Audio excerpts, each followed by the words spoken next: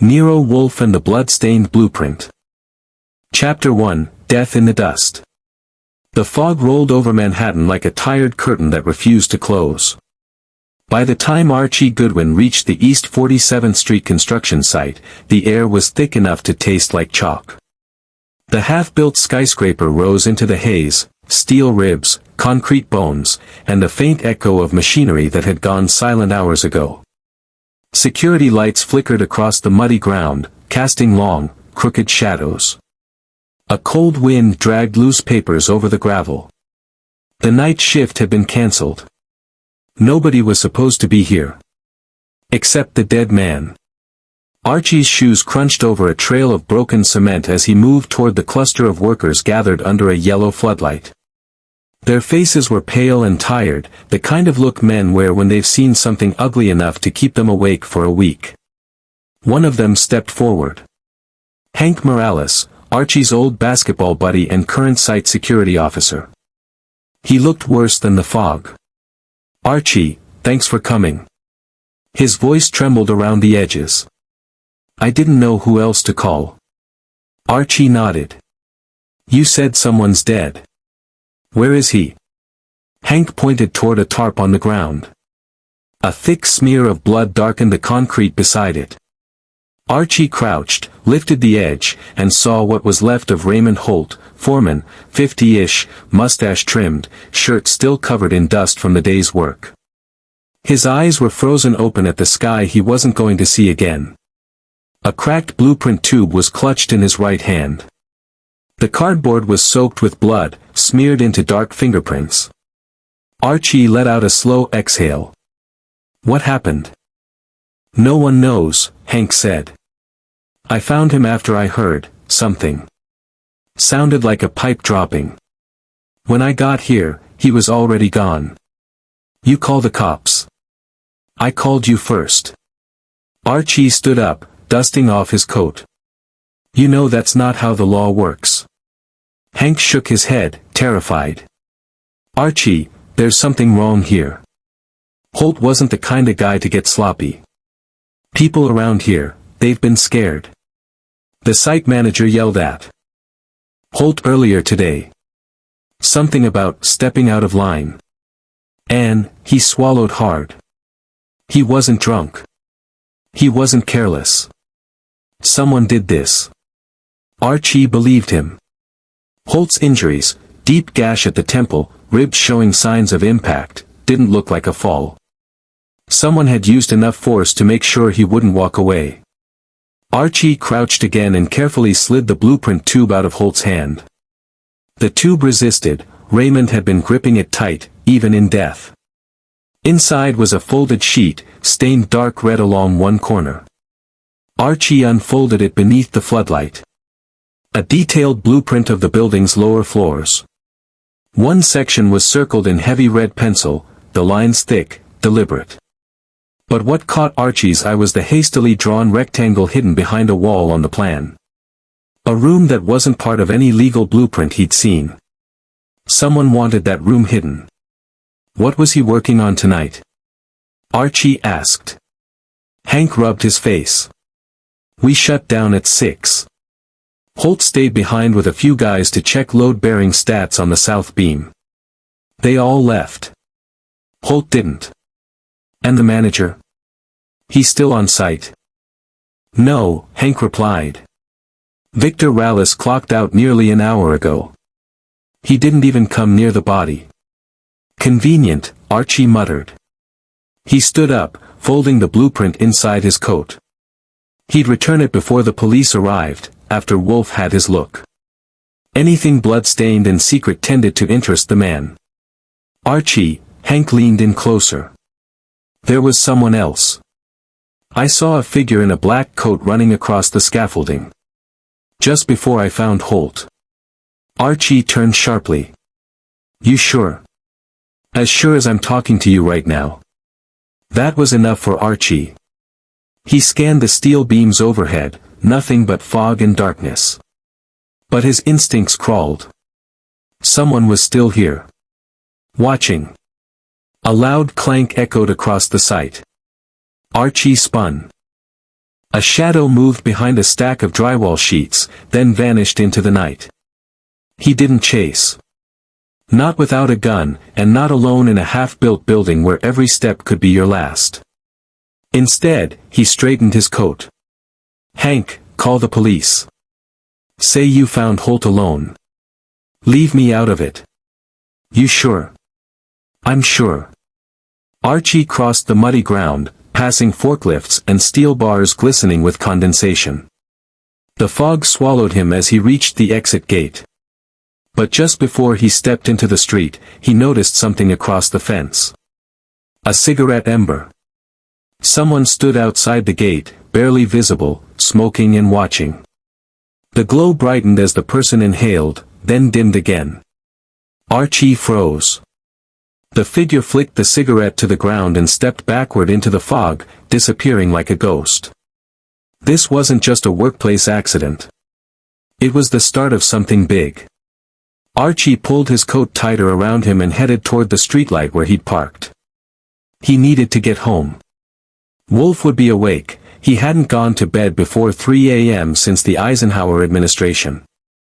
The taxi ride back to the brownstone was silent except for the occasional honk and the soft patter of rain beginning to fall. Archie kept a hand on the blueprint inside his coat. The blood had dried, but the paper felt warm. Almost alive. When he reached the brownstone, he found Wolfe exactly where he'd expected, sitting at his massive mahogany desk, sipping beer, reading something that was probably older than half the country. Wolfe lifted an eyebrow. "You are late." Archie shut the door behind him. "Traffic." "You lie badly," Wolfe said without looking up. Archie placed the blood-stained blueprint on the desk. That got Wolfe's attention. He sat up straighter, his eyes narrowing at the crimson smear across the corner. "Good heavens. Raymond Holt," Archie said softly. "Foreman at a construction site. Somebody killed him tonight." Wolfe looked at the blueprint, then at Archie. "And this?" "Found in his hand. I believe someone was willing to kill for it." Wolfe exhaled slowly, deeply. "Archie," he murmured, voice low and serious, "this is not work for fools." Archie nodded. "Then lucky for us, we're professionals." Wolfe touched the blood-stained corner with a gloved hand. "A blueprint," he whispered. "And blood. A dreadful combination." He leaned back in his chair. "Very well," Wolfe said. "Let us see who is murdering builders in the fog." The case had begun. Chapter 2, Blueprints and Bare Truths. The next morning broke with a weak sun and a sky still bruised from last night's fog. The brownstone felt unusually still, one of those rare mornings when the city noise outside hadn't yet seeped into the walls. I walked into the office with 2 mugs of coffee. One for me. One for Wolfe. He ignored his, of course, he'd insist on beer at noon, but ritual is ritual. Wolfe sat at his desk, the blood-stained blueprint stretched across a blotter like a patient on an operating table. He had already put on gloves and unfurled the full sheet. The red circle and the hidden rectangle glowed faintly in the morning light. He didn't look away when I walked in. "Archie, fetch the magnifier." "That's what every guy wants to hear first thing in the morning," I muttered, handing him the glass. He brought it over the circled portion. Wolfe had the expression of a man studying a dangerous insect. Slow, calm, and prepared to crush it. "This is the lower mechanical level," he murmured. "But here, this chamber, this is quite impossible." "Illegal?" "Beyond illegal. It is not sanctioned by the city, the architects, the engineers, or the fire code. A room built into the guts of a skyscraper without documentation. Such a thing does not happen by accident. So Raymond Holt found something he wasn't supposed to." Wolfe grunted. "Undoubtedly." He shifted the sheet slightly. The blood had dried into a rusty shadow along the edge. Wolfe didn't like blood. He once said it offended his aesthetic sense. "How many people have access to these?" I asked. "Limited. Architects, site managers, city inspectors. And criminals with enough funds to bribe all three. Which category does Victor Rallis fall into? Wolfe gave me a flat look. I expect you to go find out. Of course. Wolfe preferred that I walk into dangerous buildings while he stayed safely in his chair with orchids and beer. A perfectly balanced relationship. Before I could leave, Fritz arrived with breakfast, fresh rolls, eggs and cream, peach preserves Wolfe would probably hoard. Wolfe attacked his meal slowly, one deliberate bite at a time. Eating for him was a religion. When he was done, he dabbed his lips and looked at me. Take the cab. Interview the workers. Speak with the daughter, Linda Holt. Raymond's death will either devastate or motivate her. Find out which. You think she knows something? I think, Wolfe replied, folding his hands, that her father died holding a blueprint. Not a wallet, not a badge. A blueprint. You will find what value it held. The construction site looked different in daylight, less haunted, more chaotic. Trucks rumbled, steel clanged, and workers barked orders over the noise. Still, a tension lingered under the surface. Men avoided each other's eyes. The rumor mill had already churned. I found Linda Holt near the temporary office trailer. Tall, sharp features, hair pulled into a no-nonsense bun. She looked like someone who built things for a living, things that stayed standing. Miss Holt. I said. She turned sharply. Her eyes were tired but alert. You're the investigator. Private operative, I corrected. Name's Archie Goodwin. She didn't shake my hand. Her gaze drifted toward the spot where her father died last night. A visible ache crossed her face before she locked it away. What do you want to know? Anything your father told you recently. Anything that didn't feel normal. She hesitated. Dad wasn't a dramatic man. He came home with dust in his hair and jokes about missing bolts. But, 2 days ago, he said something odd. I'm listening. He said there were pockets in the building. Places that didn't match the official plans. She inhaled sharply. He said he needed to tell someone, but he wasn't sure who to trust. And then he ends up dead holding a blueprint. Her eyes hardened. You think he was killed because of the plans? Do you think he wasn't? She looked away. She knew the answer. I walked further onto the site. Workers clanged pipes together, but their eyes followed me. Whispering. Watching. Then one man stepped forward, stocky, rough beard, a nervous twitch. Archie Goodwin, he whispered. That depends who's asking. Joe Mendoza. He looked around. No one was close enough to hear. I need talk. Not here. We moved behind a stack of steel beams, out of direct sight. Raymond wasn't supposed to be there last night, Joe whispered quickly. He stayed late checking something. Something in the lower levels. The hidden room. His eyes widened. You know about that? Now I do. He grabbed my arm. Listen. Rallis told Holt to drop it. Told him he didn't want curiosity on his site. Raymond didn't listen. And what about you, Joe? What do you know? He swallowed hard. I saw the room once. Accidentally. Rallis nearly tore my head off. Said if I told anyone, I'd fall off the building. I thought he was joking. His voice cracked. He wasn't. Before I could ask more, someone shouted from across the yard. Hey! Mendoza! Victor Rallis strode toward us, a bull in human form. Broad shoulders, tight jaw, eyes like black pebbles. He was the type who believed yelling was a management skill. Joe flinched. Hard. Rallis glared at me. Who are you? I flashed a polite smile. Archie Goodwin. Private detective. His lip curled. This is a worksite, not a circus. Last night looked like a circus to me. He stepped closer. Listen, wise guy. Holt's death was an accident. You stick your nose where it don't belong, you'll get hurt. I've been hurt before, I said. I survived it. Rallis grabbed Joe by the collar. Back to work, he snarled. Joe obeyed instantly, eyes lowered, shoulders hunched.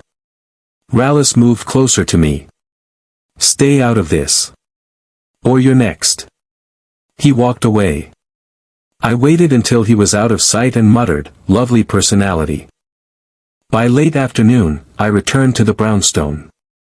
Wolfe was in the orchid room, the air thick with humidity and the sweet smell of rare blossoms. He turned when I entered. Well, he demanded. Your usual suspects, I replied. A terrified daughter. A site manager who thinks intimidation is an art form. And a worker who knows too much for his own good.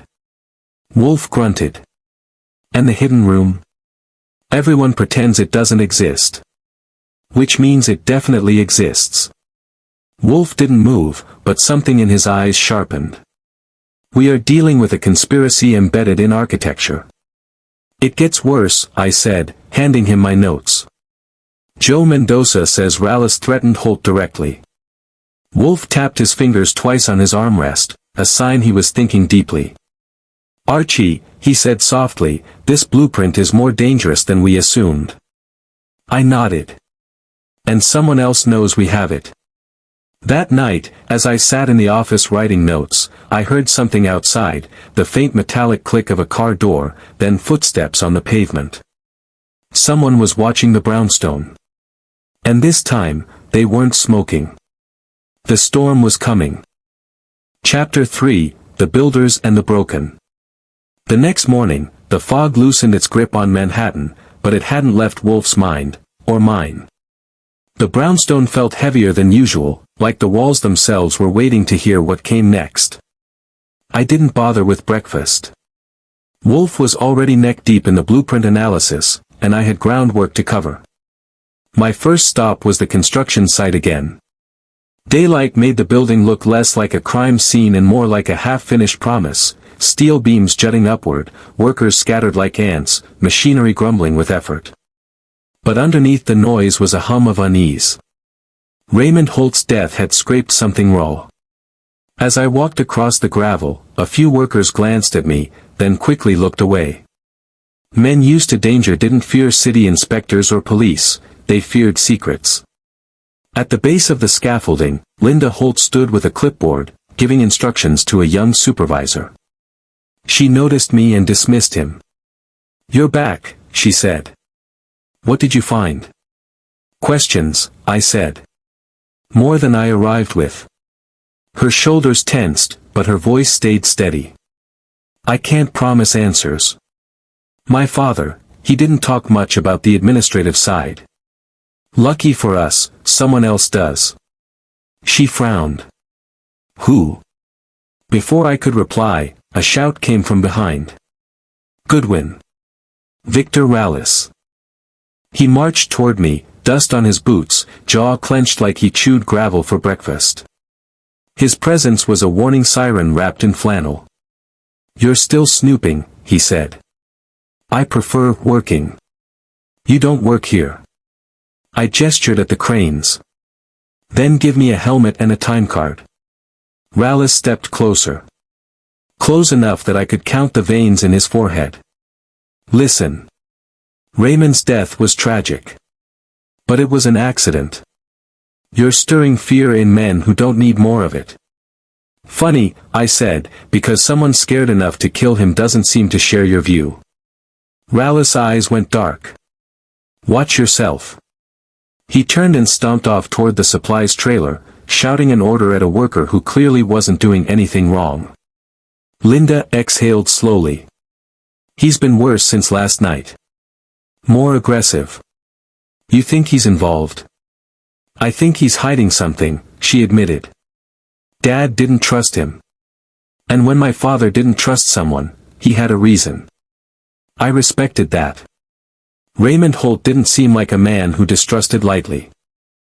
Archie, a voice whispered from behind me. Joe Mendoza. He peeked from behind a stack of concrete forms, looking like a man who expected the ground to swallow him at any moment. I walked toward him casually, pretending to check a set of scaffolding bolts. Talk fast, I said quietly. Joe's hands shook. Ruthless knows you're digging. He told the crew if we talk to you again, we're fired. Did he mention killing anyone else? Joe flinched. I shouldn't be doing this. Raymond warned me to stay out of it. Said whatever he found in the lower level wasn't meant to be seen. What was it? I only know what I saw for a second. The room, it wasn't empty. There were crates. Unmarked. Heavy. Smuggling. Joe swallowed. Or storage for something they didn't want the city to find. Before I could ask more, Ruthless' voice boomed from the far side. Mendoza. Get over here. Joe paled. Please. Don't let him know I talked. You're invisible, I said quietly. He hurried off, but each step looked like it was costing him years of life. Linda watched him go. He's terrified. Terrified men make mistakes, I said. Sometimes fatal ones. I left the site. Ruthless' eyes tracked me until I reached the gate. If he could have thrown me off the building without paperwork, he would have. I grabbed lunch at a diner nearby, coffee that tasted like asphalt and a sandwich that barely qualified as food. As I finished, a man in a black baseball cap slid into the booth across from me. Goodwin. I tensed, but he raised a hand. Relax. I'm not your enemy. I'm with Local 48. Union. I said. He nodded. Raymond Holt was one of ours. A damn good foreman. Men respected him. And now he's dead. You think it was murder? I think, he said quietly, that Ruthless works for someone who doesn't mind bleeding a few workers dry to keep things moving. I leaned forward. Tell me about the hidden room. He froze. Then, slowly, if Raymond found it, he wasn't supposed to. And if he tried to report it, well, people disappear for less. Who benefits? He slid a folded card across the table. A company name printed in clean, bold letters. Kessler Development Group. They own the project, he said.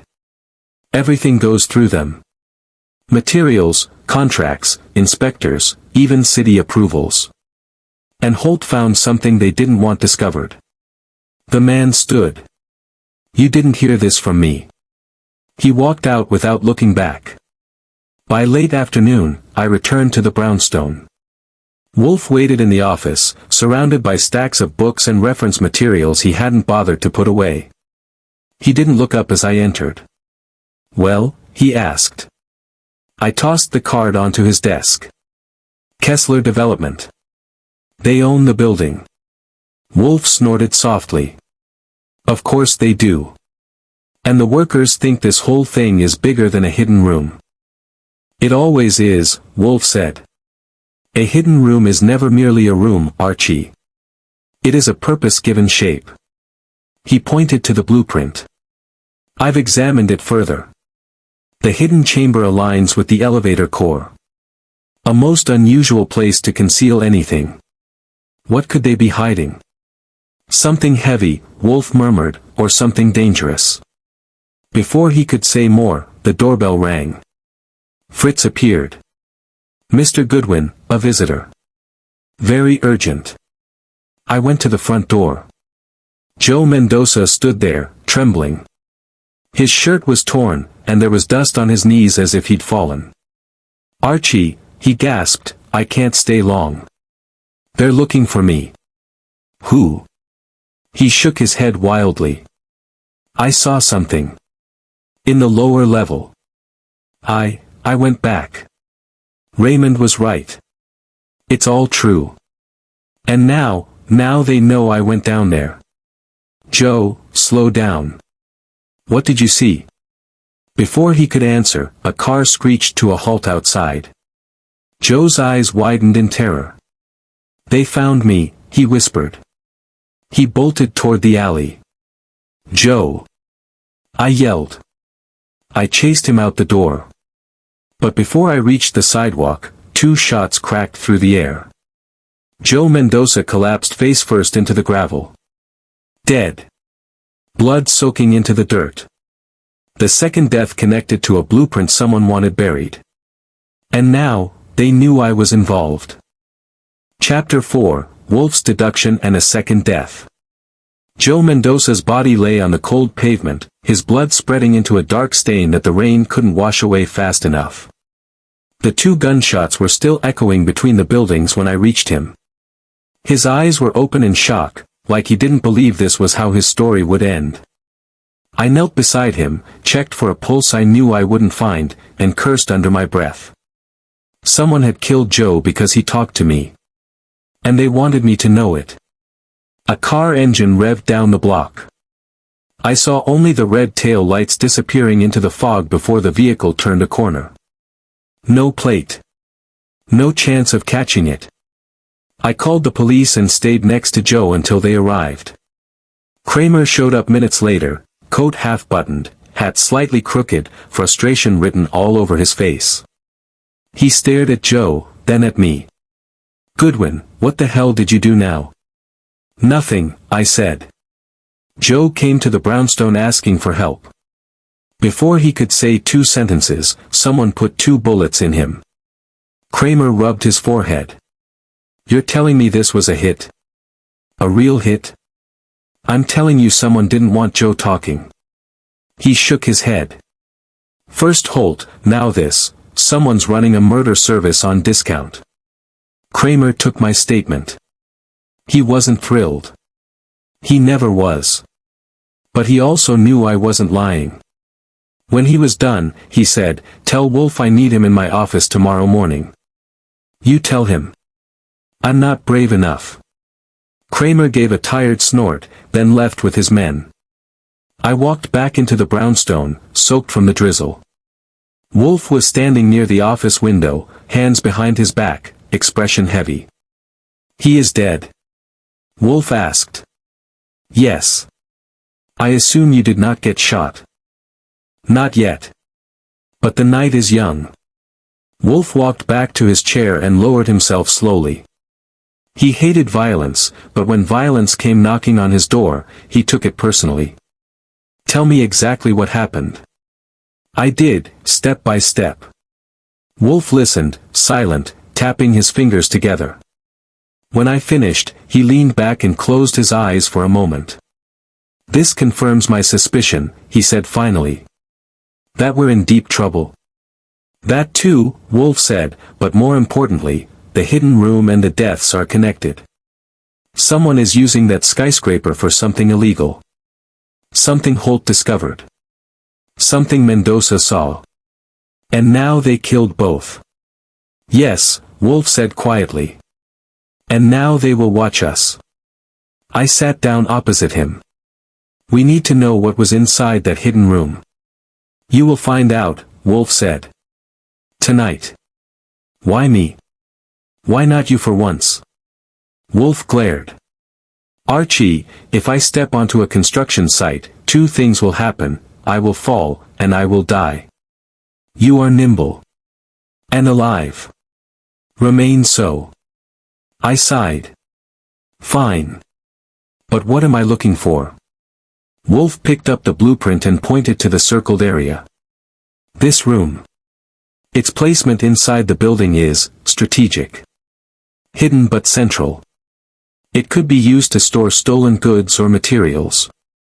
Or worse. Worse like what? Explosives. Illegal chemicals. Smuggled contraband. A vault to hide evidence. I whistled softly. No wonder people are dying. Wolfe nodded. And that is only the beginning. That night, the construction site. I returned to the skyscraper long after sunset. The lights were dim, the workers gone. Only the hum of generators and the occasional clank of loose metal filled the air. I slipped inside through a side entrance. My flashlight cut through the darkness, revealing half-built walls, dangling wires, and fresh concrete still drying. The place felt different. Not the usual unfinished building.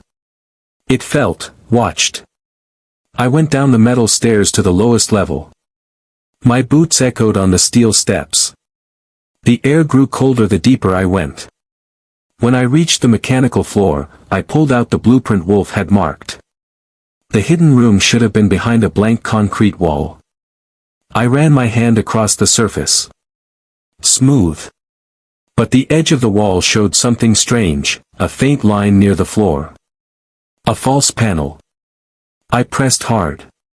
It shifted slightly. My heart kicked up a gear. I pushed again, and the panel slid inward with a dull scrape. The hidden room was real.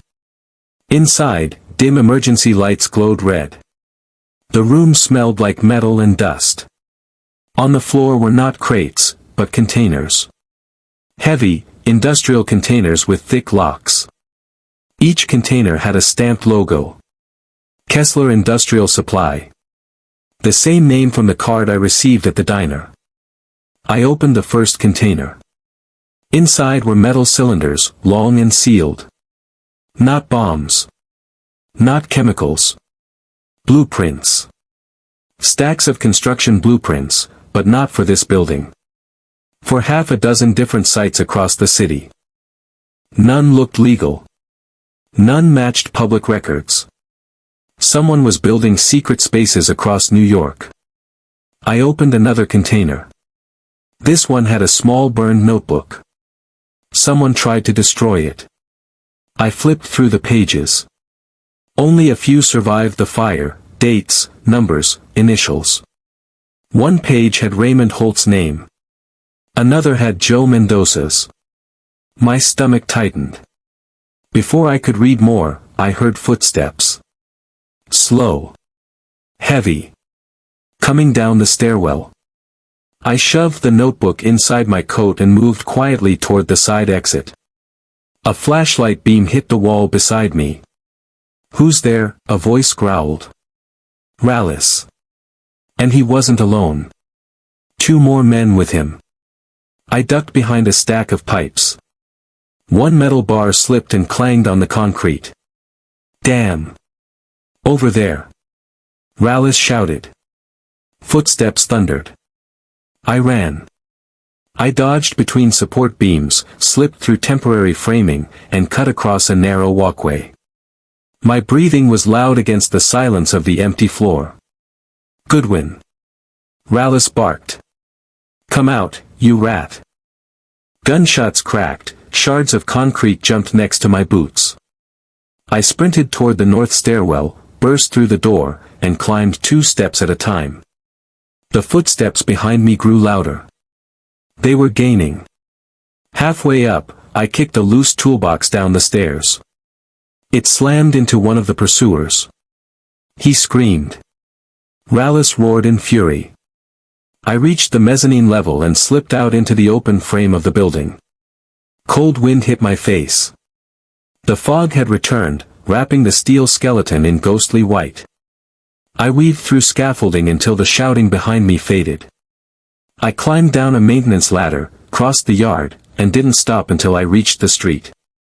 My chest burned. My hands shook. But I had the notebook. And proof. Someone was building illegal rooms all across the city. And killing to protect the secret. Back at the brownstone. Wolfe looked up as I entered, panting. "You look like death," he said calmly. I was almost introduced to it. I handed him the notebook. His eyes sharpened instantly. "This," he said, "is the missing piece." He pointed to the list of names. Holt. Mendoza. Others. "Wolfe," I said, still catching my breath, "we've stumbled into something massive." "Yes," Wolfe agreed. "A network. A conspiracy." He looked at the burned edges of the notebook. And whoever controls it, Wolfe added softly, will kill again. Chapter 5, The Secret in the Concrete. Wolfe placed the burned notebook on his desk like a judge receiving a vital piece of evidence. He didn't touch it for a long moment. He simply stared, as if the truth inside might crawl out on its own. Archie, he said finally, this confirms what I feared. The hidden room is not unique. It's part of a pattern. Illegal construction across multiple sites, I said. Blueprints hidden in crates. Workers threatened. 2 men dead. And our site manager, Wolfe added, is a thug with a temper.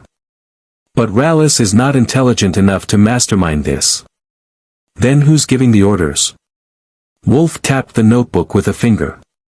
The initials. The dates. The connections between companies. Someone is building secret compartments into skyscrapers. Hidden vaults. Storage rooms. Unregistered spaces. For what? For money, Wolfe said. Or power. Or both. He pointed to one page where a single set of initials appeared again and again. EB. Do you know who this is? I asked. No, Wolfe said thoughtfully, but we will. The police arrive. We didn't have the luxury to think long. 10 minutes later, the front bell rang with a buzz that only one man pressed with that level of irritation. Inspector Kramer. He marched into the office without waiting to be invited, smoking a cigar that violated every rule Wolfe had about odors. Before Kramer could speak, Wolfe raised a hand. Take that thing out of your mouth. I will not tolerate its stench. Kramer scowled but removed it anyway. Goodwin, he said, you were on the scene when Mendoza was shot. Yes. See who fired? No. But I got shot at too. It wasn't a random mugging. Kramer's jaw tightened. This makes 2 bodies tied to the same building. Wolfe nodded. Because both men saw something they shouldn't have. Kramer looked at Wolfe sharply. You know something. I know, Wolfe replied, that this is a conspiracy within the construction industry, involving hidden rooms and falsified plans. And I know that if you continue treating Holt's death as an accident, more bodies will join him. Kramer folded his arms. You have proof. Wolfe motioned to me. I placed the burned notebook on the table. Kramer flipped through it. His eyes widened a little. What is this? Evidence, Wolfe said. Names. Dates. Projects. A network of illegal additions to city buildings. The people controlling it killed Holt and Mendoza. Kramer snapped the notebook shut. You're handing this to me? No, Wolfe said in a low voice. I am letting you glance at it. Kramer bristled. Wolfe, if you're holding evidence. Inspector, Wolfe said sharply, I will not sit idle while you fumble around. When I have all the proof, direct, irrefutable, I will give it to you. For now, you will not seize my materials, nor interrupt my investigation. Kramer glared. Wolfe glared back. The air felt like it might explode. Finally Kramer exhaled and stepped back. Fine. But if Goodwin finds himself on the wrong end of a pistol again, don't come crying. He left in a storm of footsteps and cigar smoke. Wolfe watched him go and snorted. That man ages me. Tracking EB. I spent the next hour calling contacts across the city, union reps, clerks at the Department of Buildings, a few reporters who owed me favors. One thing became clear fast. Kessler Development Group had fingers in more pies than a bakery at Thanksgiving. But whenever I mentioned the initials EB, I got the same answers. Silence. Or a nervous chuckle. Or a, don't ask me that. Finally, a whisper came through the line from a friend at City Hall. Archie, you didn't hear this from me. EB refers to Elias Brand. Big developer. Bigger temper. What's his connection to Kessler? He's not connected, the voice whispered. He is Kessler. Silent owner. Uses proxies to avoid attention. And the hidden rooms? The line went dead. Back to Wolfe. I returned to the brownstone and found Wolfe in his chair, reading a horticulture journal like he didn't have a citywide conspiracy on his plate. Wolfe, I said, EB is Elias Brand. Wolfe lowered the magazine. Brand? The man who owns half the skyline. And apparently the man who secretly owns Kessler too. Interesting, Wolfe said. Brand is wealthy, influential, and ruthless. A man who believes buildings are chess pieces. Or hiding places. Wolfe nodded. Archie, we need direct evidence. Something that links the hidden room to Brand. I sighed. Let me guess. You want me to go back to the site? He lifted an eyebrow. You are frighteningly perceptive. Return to the scene. I went back that night, armed with a stronger flashlight and a very bad feeling. The site was darker than before. Someone had cut half the lights. The wind pushed loose wires against steel beams, making them knock like bones. I slipped inside. The mechanical level was silent. I pushed open the hidden panel again and stepped into the secret room.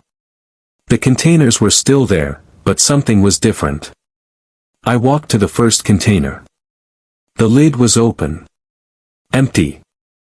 I checked the others. Also empty. Every blueprint. Every cylinder. Every scrap of evidence, gone. Someone beat me to it. Someone with keys, access, and speed. I cursed softly. Then I noticed something on the floor. A slip of paper. Crumpled. Footprint on it. I picked it up. One sentence written in rushed handwriting. They know you were here. Get out. My pulse jumped. Footsteps echoed outside. Multiple. Running. I turned off the flashlight and pressed my back against the wall. A voice shouted, spread out. He's inside. Rallis. Again. I needed to leave. Fast. I slipped out the side exit, climbed a ladder to the mezzanine, crossed a steel beam balanced over empty space, and dropped down behind the temporary storage shed. From there, I sprinted to the fence, jumped it, hit the pavement, and didn't stop running until the site was a memory. At the brownstone, revelation. Wolfe listened without interrupting, his face growing colder with each detail. When I finished, he said. They cleared the evidence. Efficiently. Brand? Most likely. Only someone powerful could erase a room full of illegal materials in a matter of hours. So what now? Wolfe leaned back. Now, he said, we force Brand's hand. How? He smiled in a way that made me worry. We invite him. Invite him? Yes, Wolfe said calmly. Tomorrow morning, you will call Kessler Development Group. Tell them Nero Wolfe requests the presence of Elias Brand in this office. And if he says no? He will not, Wolfe said. He knows we have something. And he will wish to know how much. I shook my head. This is dangerous. Yes, Wolfe said softly. Very. Which means we are close. He picked up the burned notebook and tapped it. Brand may have money and guns. But we have something he cannot erase. What's that? The truth, Wolfe said. And once exposed, it destroys. Chapter 6, The Man Behind the Skyline. By the next morning, the brownstone felt like a drum pulled tight. Even the orchids in Wolfe's rooftop room seemed to sense trouble coming. I made the call to Kessler Development the moment the clock hit 9. The receptionist had the cheerful tone of someone paid well to sound harmless. But when I mentioned Nero Wolfe's name, her voice froze like she'd swallowed ice. I'll transfer you to Mr. Brand's executive assistant, she said quickly. 30 seconds later, a deeper male voice came on the line. This is Mr. Caldwell, assistant to Mr. Elias Brand. What is your business? Nero Wolfe requests Mr. Brand's presence today, I said. At his brownstone. 10 o'clock. Silence. Then Caldwell said in a clipped tone, Mr. Brand does not attend meetings he did not schedule. Tell him it concerns the death of Raymond Holt, I added casually. Dead silence. Followed by a sharp inhale. Please hold. 3 minutes passed. Wolfe watched me from his chair, eyebrows raised. Finally Caldwell returned. Mr. Brand will arrive at 10. I hung up. Wolfe smiled slightly. Predictable. The arrival of Elias Brand. 10 o'clock exactly, a black limousine pulled up in front of the brownstone. 2 men in suits stepped out first. Then a tall, silver-haired man emerged, wearing a charcoal coat and gloves that probably cost more than my monthly salary. Elias Brand. He had the confidence of someone who built empires and crushed whatever got in the way. His sharp blue eyes scanned the street before he walked up the steps with a calm that made my skin crawl. I opened the door. Mr. Brand, I greeted. Goodwin, he replied coolly. Where is Wolfe? Inside, waiting. We led him into the office. Wolfe didn't stand, he rarely did, but his eyes sharpened as Elias Brand entered. Brand removed his gloves and took a seat without being invited. You asked for me, Mr. Wolfe. I am here. State your business. His tone wasn't rude, exactly. More like a king addressing a mildly annoying servant. Wolfe folded his hands. Mr. Brand, your construction project has become the center of 2 deaths. Raymond Holt and Joe Mendoza. Brand's expression didn't change. Tragic accidents. Wolfe arched a brow. Spare me. Brand's jaw flexed. What do you think you know? Wolfe nodded toward me. I laid the burned notebook on the desk between them. Brand's eyes flicked to it. Just for a second. But it was enough. You recognize it, Wolfe said. Brand leaned back. No. Of course you do, Wolfe replied. It contains records of illegal structural modifications across multiple buildings. Including the one Holt died in. Brand's lips tightened. You have no proof this belongs to me. Wolfe smiled. I have enough to make your life uncomfortable. For the first time, a crack appeared in Brand's polished calm. He leaned forward. What do you want, Wolfe? Money? A contract? This can be settled. Settled? Wolfe repeated with a snort. I am not a negotiator of bribes. I want the truth. Brand's eyes went cold. You are making a mistake. Wolfe didn't blink. You ordered secret rooms built into your skyscrapers. Illegal vaults. Storage areas. Hidden compartments with no record. Brand said nothing. You used Kessler Development as a shield, Wolfe continued. You hid behind falsified permits. But Holt found one of those rooms. And Mendoza stumbled onto the truth too. Brand's voice dropped into a dangerous growl. You're accusing me of murder. No, Wolfe corrected. I am accusing you of orchestrating a network of illegal operations. The murders were carried out by men you empowered. Brand stood abruptly. This interview is over. No, Wolfe said softly. It is not. Brand paused, surprised. The police, Wolfe continued, already know there is a second death. They know both men worked for you. And they will investigate. When they find the missing evidence, because someone removed it last night, you will face obstruction charges along with far worse. Brand's eyes flicked toward me. You were inside my sight again, he said. Yes, I replied. And someone tried to kill me too. Twice. Brand's jaw clenched. If you trespassed, that's your risk, not mine. Wolfe's voice cut through the air like a razor. Mr. Brand. Your empire is cracking. You need to tell me who is directly responsible for the murders. Brand didn't answer. Wolfe leaned back. Then I will find out myself. Brand rose from the chair. If you continue pursuing this, you will regret it. Threats bore me, Wolfe said. Brand put his gloves back on, turned sharply, and walked to the door. Just before he left, he paused. For the first time, an emotion crossed his face, fear. We're not the only ones building in those spaces, he said quietly. There are others. People you don't want to know. Then he left the brownstone without another word. After Brand leaves. The silence was heavy. I stared at Wolfe. Did he just admit someone else is involved? Yes, Wolfe said grimly.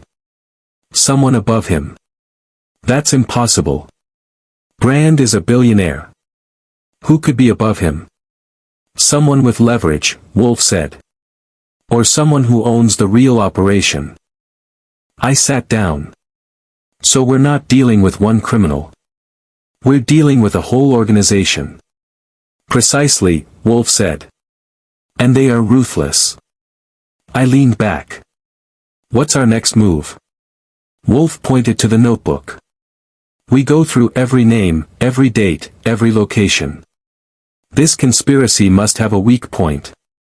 A mistake. A person we can reach. And once we find them. Wolfe nodded. We squeeze. A new lead reveals itself. I spent the next 2 hours organizing the surviving pages from the notebook. Most were burned, smudged, or water-stained. But one page stood out. A list of dates. Beside each date, initials. And one set of initials appeared more than any other. MR. I brought the page to Wolfe. He studied it, frowning. Archie, find out who MR is. Immediately. Any guesses? Wolfe shook his head. Not yet. But if Holt and Mendoza were killed, then MR is likely next. Or worse, I said. He's the killer. Wolfe sighed. Or both. I nodded. I'll start calling around. Do so. Time is short. As I left the office, Wolfe picked up the notebook again and stared at the burned edges. We are running out of days, he whispered. Chapter 7, The Man in the Shadows. Finding a man when all you have are 2 initials is like searching for a shadow in darkness. But that's the kind of job Wolfe hands out like mints, and I'm the lucky soul who does the legwork. I started with the workers' union. I visited their office, a cramped, dusty room over a bakery. The air smelled like sugar and stress. A man with a worn face and a sharper tongue looked up from a pile of documents. Goodwin, he said. I heard about Mendoza. Hard blow. What are you looking for now? A ghost, I said. Initials ring a bell. He frowned, thinking deeply. Could be a dozen guys, but one fits the bill. Michael Rusk. Who's he? The man leaned back in his chair. Used to be a site coordinator. Smart. Quiet. Worked late a lot. Always had access to lower levels of buildings. Then he disappeared. When? Right when Holt started complaining about irregularities. My eyebrows rose. And no one reported him missing. The union rep scoffed. Construction loses people all the time. They quit, move states, change names, start drinking, or get buried under trouble. And Rusk? Last rumor said he was hiding. Scared. Jumping at shadows. I nodded. Got an address? Only an old one. Brooklyn. Near the docks. It was something. A broken apartment. Brooklyn's waterfront looked like a place the city forgot to clean. Warehouses lined the streets like tired giants, and the wind carried the smell of sea salt and diesel. Rusk's old building was a brick block with peeling paint and windows that looked like they hadn't been washed since the war. I climbed the stairs and knocked on apartment 3B. No answer. I knocked again. Still nothing. But the door wasn't fully latched. I pushed gently. The door opened into a dark apartment. I stepped inside, hand near my gun, flashlight in my pocket. The place smelled like dust, old paper, and fear. Drawers were open. Clothes scattered. Papers torn. Someone had searched the place thoroughly. But not recently. Dust coated everything. Rusk had run. Or been dragged out. I checked the kitchen, the bedroom, the bathroom. Empty. Just when I was about to leave, I noticed a small floorboard near the radiator that was slightly raised. I pried it up. Inside was a notebook. The cover ripped. Pages bent. Another ledger. Names. Dates. Payments. And one page circled heavily. Meeting, Pier 12, midnight, final transfer for EB. My pulse quickened. Pier 12. Midnight. And the last note. If they find this, I'm dead. I put the ledger inside my coat, closed the apartment, and hurried down the stairs. I didn't know if Rusk was alive. But I knew where the next move would happen. Back at the brownstone.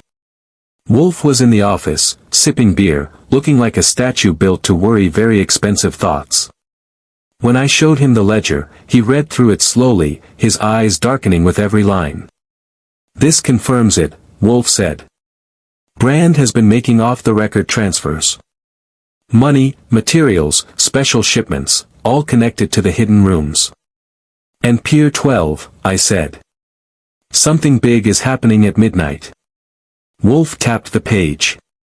Archie. This is our chance. I leaned against the desk. Chance to what? Get shot again. Chance, Wolfe said, to confront the real mastermind. Brand is not alone. Someone else is behind this transfer. I nodded. Rusk wrote EB for the transfer. But he also said others. Wolfe grunted. There is always a second hand behind the first. Someone Brand fears. Any theories? Wolfe shook his head. Too many. He closed the ledger and placed it next to the burned notebook like a pair of dangerous twins. Archie, he said, you will go to the pier early. I expected as much. He glared. Be cautious. They have already killed 2 men and attempted a third. And if they try again, then you will avoid dying. I detest replacing employees. I sighed. You know, Wolfe, you are almost human when you pretend to care. He lifted a brow. Do not make me regret it. Pier 12, before midnight. I reached the pier around 11. The wind off the water cut through my coat. Waves slapped against the wooden posts, and old boats rocked like restless ghosts. Pier 12 was half abandoned. Rusting cranes. Stacks of crates. One warehouse with lights on inside. I found a spot behind a pile of old shipping containers with a clear view of the pier. At 11:30, a black car arrived. 2 men stepped out. Ruthless was one of them. Of course. At 11:45, a second car pulled in.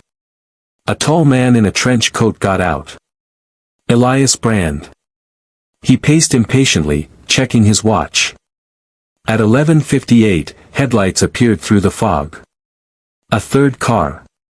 This one different, sleek, tinted windows. When the door opened, the man who stepped out made Brand stiffen. A slim figure, younger, sharper, with an expression like a knife. I recognized him. Martin Rusk. Alive. But barely. His face was thin, eyes hollow from fear and running. Brand marched toward him. "You idiot. You brought the ledger." Rusk held up a bag. "I brought everything." Brand grabbed the bag. But behind him, I saw movement. 3 more men stepped from the shadows. Armed. Not with pistols. With silenced pistols. This wasn't a meeting. It was an execution. Rusk realized it too. He stepped back. "Wait, no, I did everything." Brand raised a hand. "You knew too much, Michael. You were always going to disappear." "No." Rusk cried. The gunmen lifted their weapons. I didn't have many choices. I picked the loudest one. "Hey!" I shouted, stepping out, gun raised. 6 heads whipped toward me. Brand cursed. "Goodwin." Ruthless snarled. "I'll kill you myself." Chaos exploded. Rusk ran. Shots fired. Ruthless charged at me. I ducked behind a crate as bullets tore splinters through wood. The pier lit up with muzzle flashes. Police sirens suddenly wailed in the distance. Kramer must have put a tail on me. Brand panicked. "We have to go, now." He sprinted toward his car. Ruthless kept firing at me until his clip ran dry. Rusk ran past me, eyes wild. "Help me. Please. Come on." I grabbed him by the arm and dragged him behind cover. The gunmen tried to retreat, but police cars screeched into the pier, blocking their exit. Brand jumped into his vehicle and sped off down a side road, disappearing into the fog. Ruthless was tackled by 2 officers. The others scattered. I knelt beside Rusk, who was shaking uncontrollably. "You're safe now," I said. "No," he whispered. "You don't understand. It's not just Brand. He's working for..." A gunshot cracked. Rusk gasped. He collapsed forward into my arms. Shot, by someone hidden in the dark. The shooter fled before I could see him. Rusk died seconds later, eyes wide with a truth he never got to finish.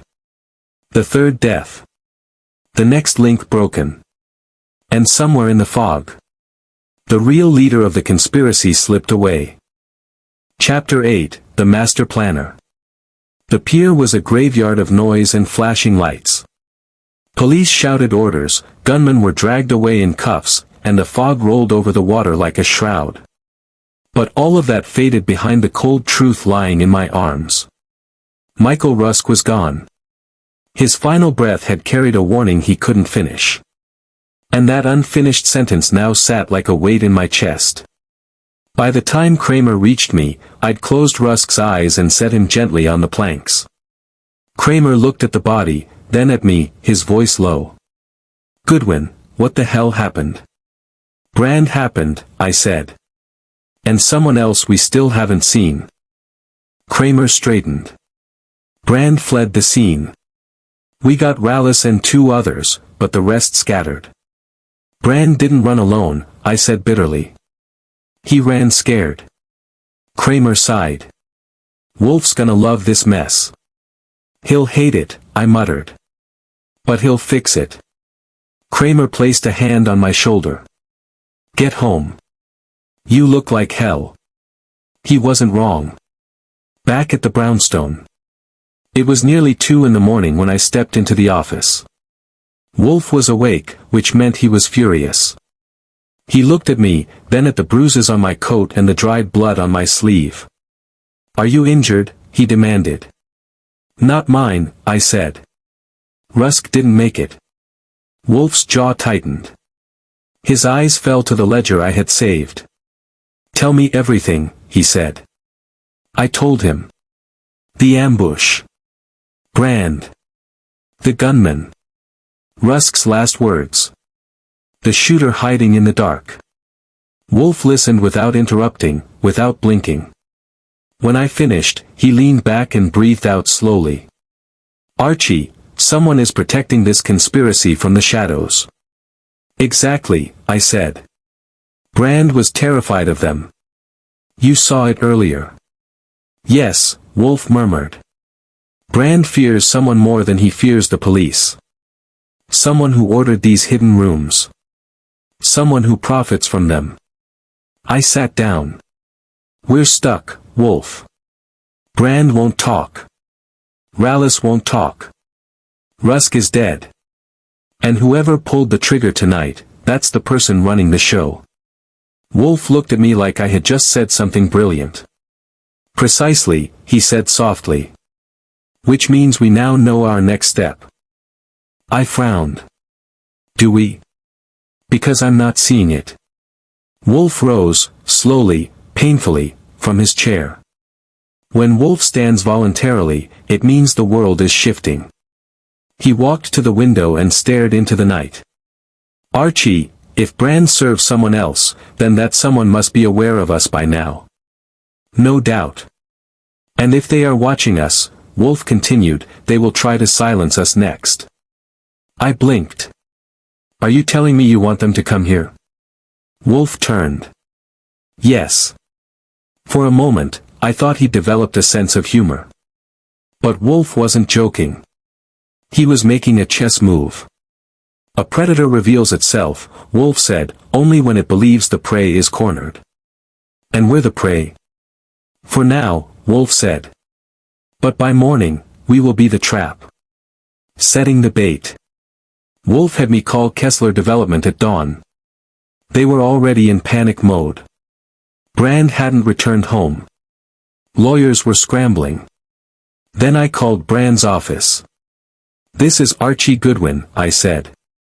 Tell Elias Brand that Nero Wolfe requests an urgent meeting today. Noon. Final chance to clear his name.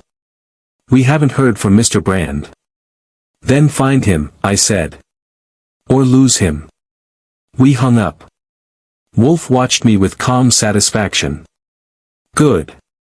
Next, we contacted Kramer. You want police near the brownstone? Kramer asked. Why? Wolfe's voice was cold. Because the man who shot Rusk will come for us next. Kramer swore. Fine. I'll place unmarked cars nearby. But if this turns into a circus. It already has, Wolfe said, and hung up. The visitor arrives. By noon, the brownstone was quiet. Too quiet. Fritz was upstairs. Wolfe sat in his chair, eyes closed, fingers intertwined. I stood by the door, steel in my pocket and both eyes open. At exactly 12:15, a car pulled up outside. Not a limousine. Not a police car. A simple black sedan. The driver's door opened, and a man stepped out. Not Ruthless. Not Brand. A stranger. Tall, calm, wearing an expensive coat. He walked with the confidence of someone who had ended lives before breakfast. He knocked once. Hard. I opened the door. Yes. He smiled. A thin, cold smile.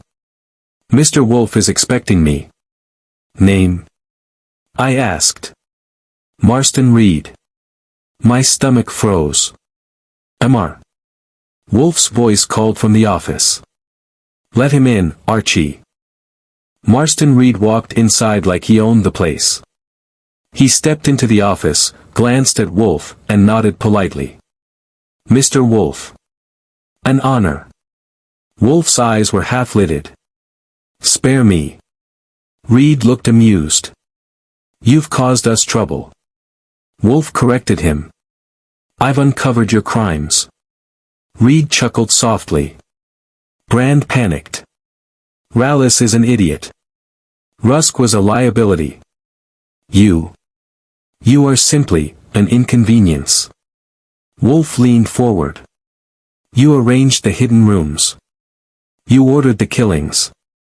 You control Kessler Development from the shadows. Reed nodded. Efficiently. Why? Wolfe demanded. Reed smiled. Storage. Movement. Transportation. A hidden room inside a skyscraper is invisible to inspectors and ideal for transferring certain goods. Wolfe glared. Weapons. Reed didn't deny it. Explosives, Wolfe added. Still no denial. Foreign deliveries, Wolfe said. Smuggling. At that, Reed's smile widened. You are very good, he said. A pity this ends today. He reached into his coat. My gun was out before his hand moved an inch. But Wolfe shouted, Archie, no. Because Reed wasn't pulling a gun. He was pulling a recorder. He pressed play. Brand's voice came out, shaking, panicked. I killed them. Yes. Holt, Mendoza, Rusk, Reed told me to fix it. Please, I did everything, please don't. The recording cut off abruptly. Reed stared at us, eyes cold. He confessed, Reed said. And then he disappeared. A tragedy. Wolfe's face went rigid with fury. You framed him, Wolfe whispered. Of course, Reed replied. Brand was loud. Careless. You exposed everything, Mr. Wolfe. I need a scapegoat. And now I have one. I stepped forward. You won't get away with this. Reed opened the door and adjusted his coat. I already have. But as he stepped onto the stoop, Kramer appeared behind him. Followed by two officers. Guns drawn. Reed froze. Kramer smirked. Good afternoon, Mr. Reed. We heard the confession from your handy tape recorder. Thanks for providing evidence. Reed's composure cracked for the first time.